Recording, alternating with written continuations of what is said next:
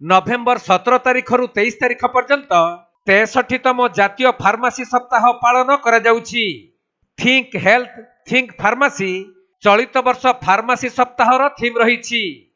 एही अवसर में ओडिशा फार्मासिस्ट सर्विस एसोसिएशन तरफरु औषध सह फार्मासी किपरि अंगांगी भावे जड़ित ताहार सचेतनता वार्ता बांटिबा पई राज्यर विभिन्न स्थान रे जातीय फार्मासी दिवस पालन करा जाउछि।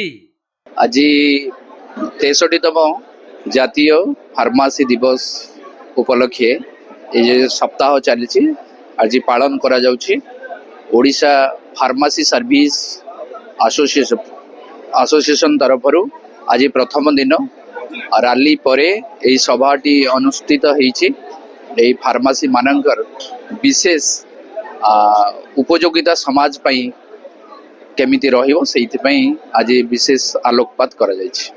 सही क्रम रे बारिपदा मुख्य चिकित्सालय ठारे फार्मासी दिवस पालन करा जायतिबा बेले फार्मासी ऑफिसर सहित फार्मासी पढुथुबा छात्र छात्री माने एक रैली माध्यम रे मुख्य चिकित्सालय रु बाहरी शहर परिक्रमा करिथिले।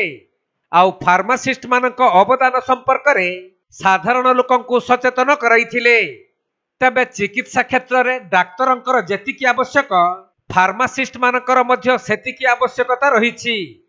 तेणु सेमानकु न भूलिबा पई एही जातीय फार्मासी दिवस पालन करा जाउछि। आम 63तम जातीय फार्मासी सप्ताह उपलक्षे आम 3 दिनिया उत्सव पालन करूछु। प्रथम आज बारिपदा शहर परिक्रमा करिथिलु। आउ तापरे हमर आज आम सभा होता। सभा पर आमर प्रोग्राम अच्छी आमर कल्चरल प्रोग्राम हम ट्री प्लांटेशन हम ब्लड डोनेशन कैंप हम ये 3 दिन आम प्रोग्राम रखीचु।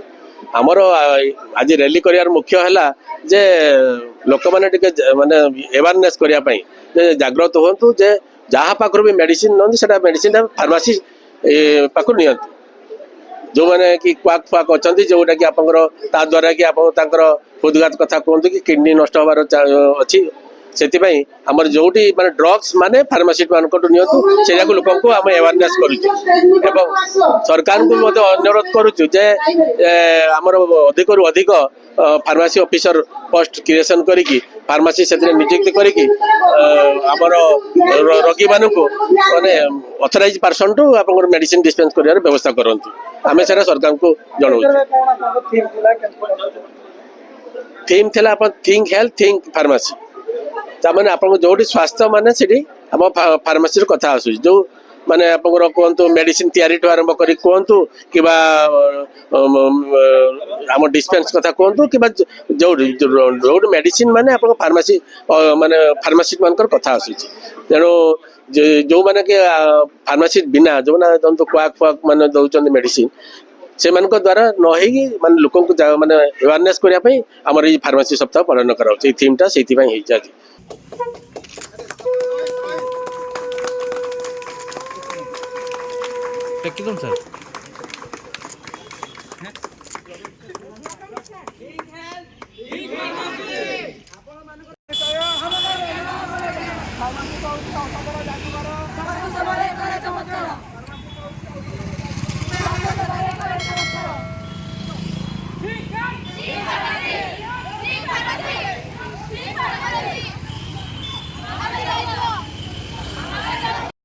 भाई चलो